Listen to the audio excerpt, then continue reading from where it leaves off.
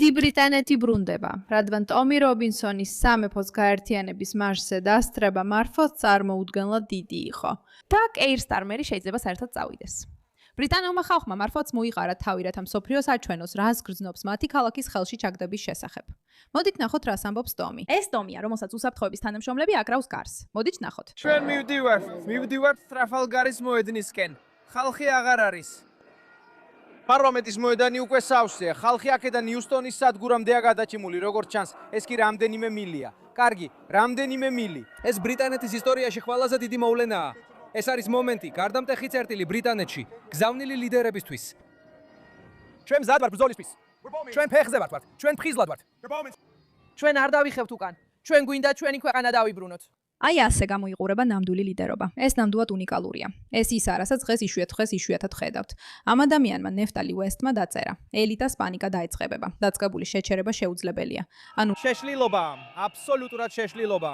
ნახებ, რამდენი ადამიანი მოვიდა. ეს მართლაც უზარმაზარი და მასშტაბური ცვლილებაა, რადგან კიდევ და კიდევ უფრო მეტი ადამიანი აცნობიერებს, რომ ჩვენ გვასწავლიდნენ თავაზიანობას.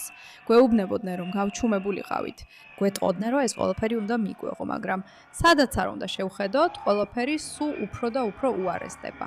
და ჩვენი მთავრობა ამტკიცებს, რომ ჩვენს უფლებებს იცავს, მაგრამ ასე არ არის.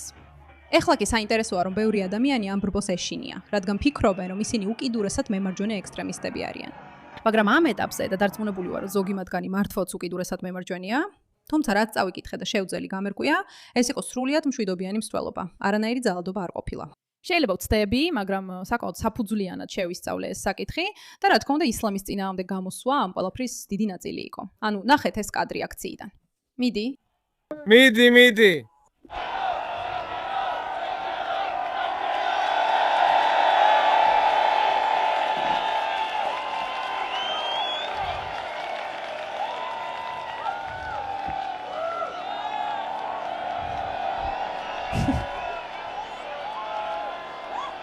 რა საოცარი მომენტია ქალებისთვის, რომლებიც ამბობენ, რომ საკმარისია, აი მორჩა. ჩვენ უნდა ვიყოთ სრულიად ისლამისტური მოძრაობის წინააღმდეგ და სრულად ქალთა უფლებების მხარდამჭერები. აქ შუაგზა უბრალოდ არ არსებობს. შუაგზა უბრალოდ არ არსებობს, რადგან შუა აღარ დარჩა. ამ ხალხს უნდა ჩვენგან ყველაფერი წაგვართვას. ეს ნამდვილად აბრუნებს დიდ ბრიტანეთის ღირებულებებს. აქ ეხლა ადამიანები ყუთებს იღებენ. კიდევ ერთხელ გახსოვდეთ, ინგლისი ისტორიულად ქრისტიანული ქვეყანა იყო, მაგრამ ის ისლამისტურ ქვეყნად გადაიქცა, არა ქალაქად, არამედ ქვეყნად.